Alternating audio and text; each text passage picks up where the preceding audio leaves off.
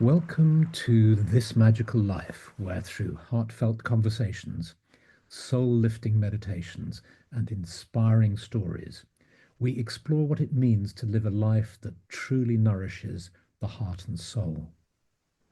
Join us in that fertile meeting place where psychology meets spirituality as we strive to make the world a better place, starting with ourselves.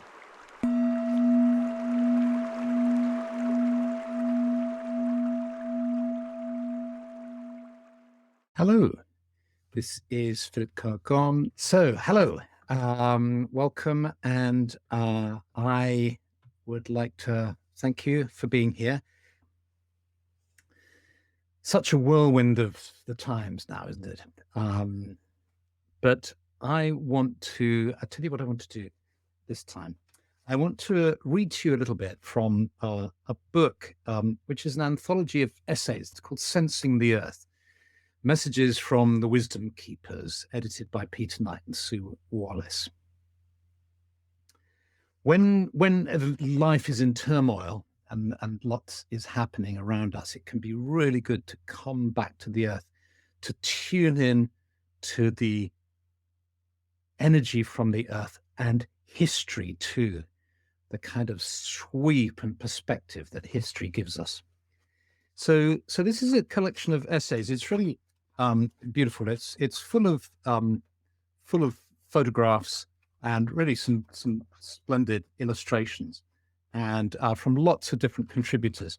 And when I was asking for guidance about what to talk about today, the book fell open at this page, and I just think this is really helpful. This is from an essay called "The River to the Stars" by Yuri Leach, who lives, I believe, in Glastonbury. He certainly writes about Glastonbury, and it says he's currently writing a biography about Catherine Maltwood, who came up with this wonderful idea of the Glastonbury Zodiac. Thoughts on COVID-19.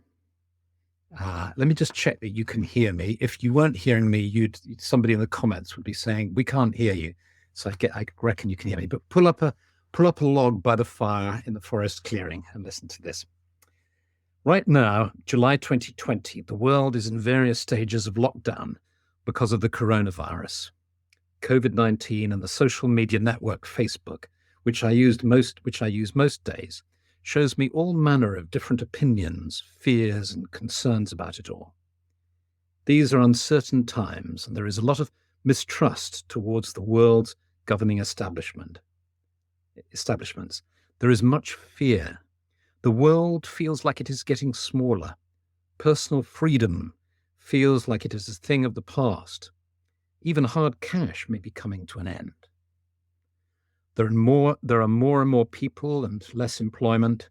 Financial collapse may in turn hurt more people than the virus itself. Many people on Facebook do not even believe the virus to be real. Conspiracy theories are rife. Yet I have friends who have lost loved ones to COVID. The conspiracy theories are no comfort to them. Let us pause. A deep in-breath and a slow exhale. I put my hand into the cold stream. It is barely 2 inches deep. The gentle current flows through my fingers. My fingertips pick up a small, insignificant stone, and I hold it in my wet palm, and then I lean back against the pine tree again. Catherine Maltwood and Dion Fortune lived in London during the First World War. They witnessed the Zeppelin raids, the very first time in British history that innocent civilians were bombed indiscriminately. That must have been pretty frightening. Then came the Second World War, beyond comprehension in its monstrosity. But it too came to an end. What is COVID-19? Nobody's being bombed. It hasn't lasted for years, and it will pass. Many thousands have died, and it is not yet over. People survive. Fear-mongering serves no useful purpose at all. Being kind, considerate, helpful, compassionate. These are the skills of survival. Protection and damage limitation are the only intelligent things to contemplate. Whether the virus is natural or man-made makes no difference. Whether it is a conspiracy so that the whole world can be vaccinated, or whether all of the governments are as bewildered and as uncertain as the people, only human decency will get us all through this. I'm not ignorant of conspiracy theories, but first and foremost, I believe in human decency, and I am not fearful of the future. I believe that the majority of people love the world and love their friends and family, and everything will be okay. I flick my stone back into the water and it makes a satisfying plop. This little stream, the source of the River Brew, flows through the land. Once this land was the domain of the Iron Age Druids and the Celts, until their world was changed forever by the Roman invasion of Britain. Then, after many centuries, the Roman Empire itself collapsed, and during the Dark Ages, the Age of Arthur, the Romano-Britons of this land were pushed into the land that became known as Wales. This land then became Saxon England, the Kingdom of Wessex. In 1066, the Norman invasion changed the face of Saxon England forever. And yet the River Brew has just kept flowing through all those times, when the world, to many, appeared to be coming to an end. I spent many years exploring the Glastonbury zodiac with another very important friend of mine, Bali, who sadly died in 2011. Bali was a very unique and insightful person, a true seer. In August 2010, during a big astronomical event called the Grand Cardinal Cross, a number of us went to Park Wood, the center point of the Glastonbury zodiac, to be present, aware, and to meditate. I spoke to Bali afterwards. She had meditated upon what the Glastonbury zodiac landscape would look like 100 or so years from now. She had expected it to be very science fiction in its appearance, but she was really quite surprised that it was all lush and green, and that the advanced technology existed, but it was so small that it made no visible impact upon nature. Whatever one makes of Bali's simple vision, it gave us both optimism. I believe that human decency will define and be the substance of the future. Not fear, nor greed. These things will become outgrown, just as slavery became outgrown. Humanity evolves. One has to believe in that. I'm not really at the source of the River Brew. I was only there in my mind's eye. I am in lockdown with my partner and our little boy. One day, when he's a bit older, I will take him to the source of the River Brew, and together he and I will plop petals into its water. Well, thank you, Yuri, for that. And I'll post up the details of this book because it's really a very lovely book and worth looking at. And that got me interested in the River Brew. I've been to Glastonbury so many times, but I haven't really explored the River Brew and its history. Because last week, I talked about perspective being of such help to us, and I talked about it in visual terms, in the sense of making sure that we were able to home in on detail in our lives, but also to see the big picture. So in a way, I was using a spatial analogy, but the same thing can be applied using a temporal frame, and say how, when we're confronted with life, it's important to be flexible so that we can home in on the precise moment. We can look at the midfield, if you like, but we can also look at the perspective that history gives us and time gives us. And so I looked at this detail about the River Brew, and I'll drop it into my blog, just edited out of Wikipedia, good old Wikipedia. And those of you who know Glastonbury or who know of it by looking at images of it. If you Google images of the River Brew, Brue, you'll see some lovely photos there with images of it. The River Brew originates in the parish of Brewham in Somerset, England, and reaches the sea some 30 miles west at Burnham-on-Sea. It originally took a different route from Glastonbury to the sea, but this was changed by Glastonbury Abbey in the 12th century. The river provides an important drainage route for water from a low-lying area which is prone to flooding, which man has tried to manage through rhines, canals, artificial rivers, and sluices for centuries. The river originates in hills close to the border with Dorset. It descends quickly in a narrow valley to a point just beyond Bruton, where it is joined by the River Pitt. Here it takes a meandering route through a broad, flat-bottomed valley between Castle Carey and Alhampton. It passes Glastonbury, where it acts as a natural boundary with the nearby village of Street, before flowing in a largely artificial channel across the Somerset Levels and into the River Parrett at Burnham-on-Sea. That's why when you look at some photos online, or if you've been to Glastonbury, you see that often you see the artificial section where it's been channeled and it's just like a long canal, but that's not all of the river. The area is known to have been occupied since the Neolithic, when people exploited the reed swamps for their natural resources and started to construct wooden trackways, such as the Sweet Track. The Sweet Track, named after the peat digger who discovered it in 1970, is the world's oldest timber trackway, built in the early 4th millennium BC. And here's a picture of the Sweet Track as it would have been. And there you see, this is from the Druid Plant Oracle. And there you see Glastonbury Tor in the distance. And you notice there isn't the church spire on it, of course, because this is in Neolithic times. And so humanity in ancient times built these trackways between areas and to connect the lake villages as well.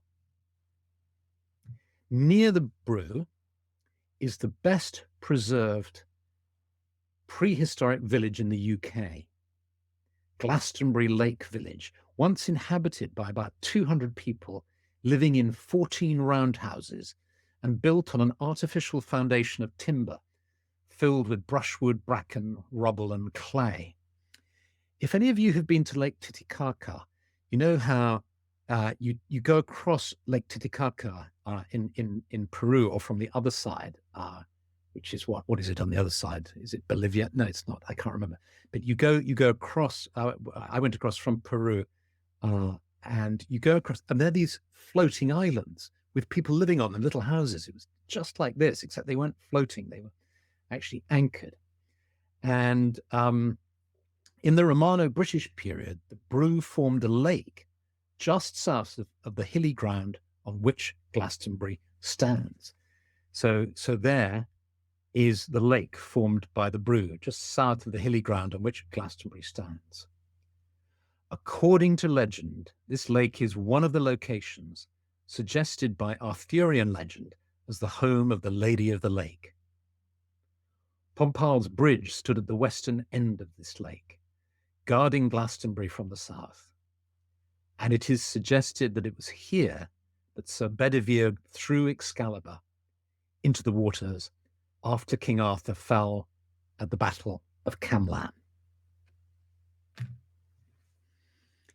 And so let's go to this lake now in our imaginations. Let's have a reverie where, if you wish, you imagine that you're looking across the lake now, with Glastonbury there in the south. And the sunlight is slanting through the clouds. You see the reeds, you see the Sweet Track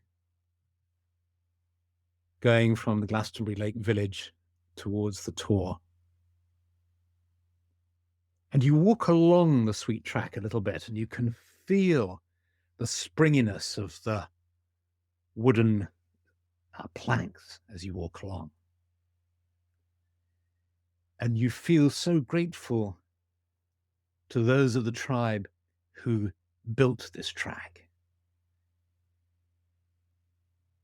which enables you to connect with friends, with people in different parts of the country and of this area. And you decide there's nobody around, and you decide to just sit down on this wooden track and dangle your feet in the water. You pull off your rough leather shoes and dip your feet into the cool water. And the sunlight is glancing on the water. And you even sense a fish just darting close to your foot, so it almost touches your feet.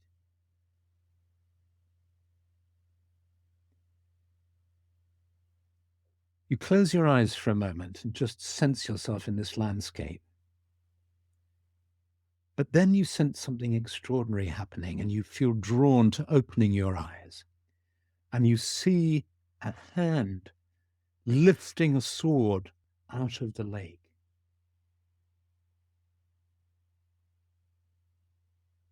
And a voice says to you, "Behold this sword Excalibur, who rises from the lake of still meditation and returns to it again.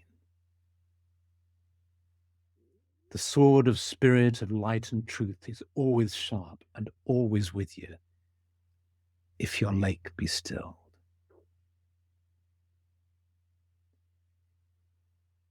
And the sword just slowly sinks back into the lake, and you feel blessed, inspired and blessed.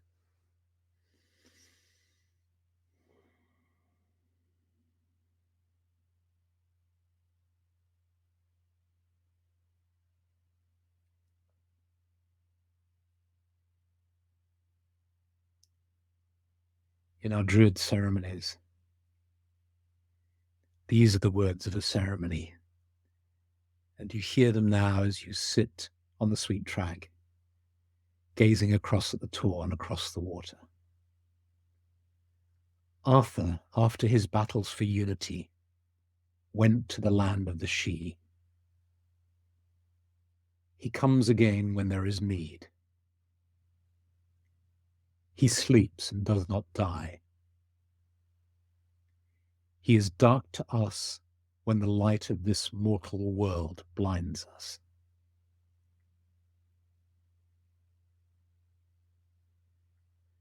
The sword of spirit, of light and truth, is always sharp and always with us, if our lake be stilled.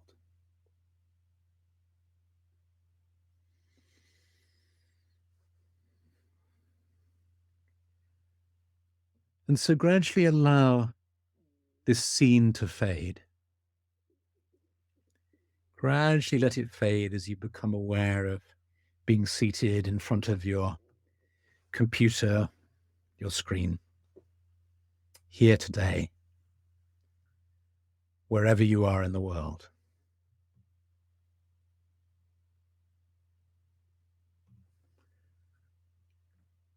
And if you feel like it, just type in a few words of how that made you feel. Blessings and love and an elbow bump. That's lovely. Lots of elbow bumps to you too.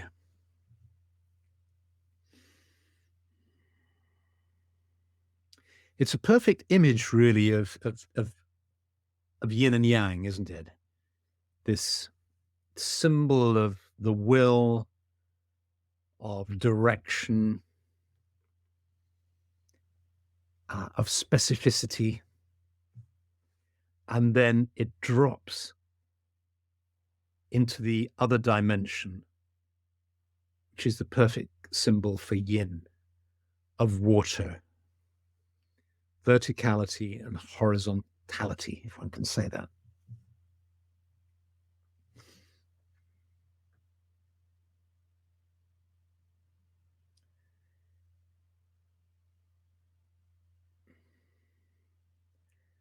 Stefan, I don't know how you pronounce it, Stefan Makaba, just wanted to stay there.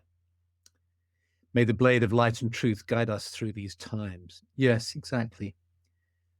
And I think we need both these qualities, if you like, the quality of clarity, of will, of direction, of having a sense of purpose and direction, even if it's that in the very simple sense of having the specific projects that we want to work on, of having specific goals we want to achieve, even if for some of us that may be getting through the day. Whatever it is, we need direction and we need purpose. And that's why I always think spiritual purpose is, why not go for gold? Why not go for the highest purposes? But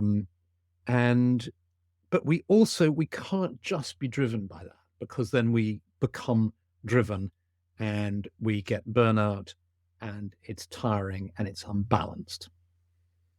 So we need the balance of the water, of the lake. Petra showed she saw a knight kneeling on the shore. That's lovely, Petra. Thank you.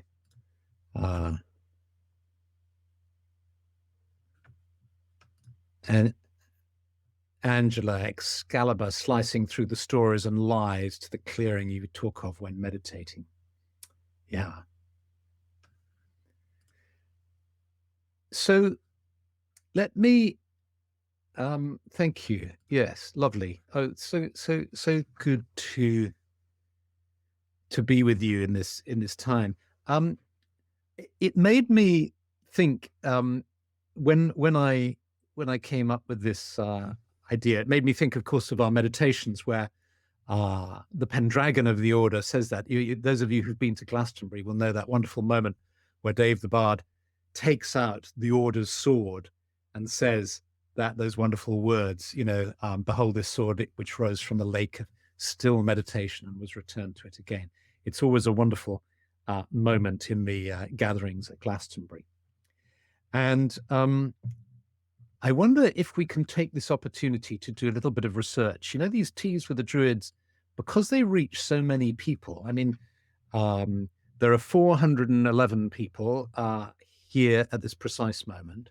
And then what will happen is over time, that number will go up to the thousands, as people watch the recordings and so on. So it reaches a good number of people. So it does give us the opportunity to do a bit of research. And I wonder if you could help me in a bit of research. I've been working for some time on a book on sleep related to the sleep clinic that I've been running for a number of years. And I hope to be able to finish it by March, but maybe a bit later than that, April. But I'm gathering together things you can do in bed if you can't get sleep, and I'm discovering all sorts of sort of fun stuff that from physical exercises to all sorts of things.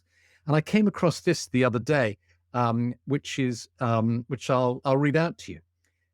Charles Tart, a psychologist specializing in special states of consciousness, suggests this method for generating and remembering mental images. And of course, working with images that arise from the unconscious. Jung's wonderful idea of the active imagination.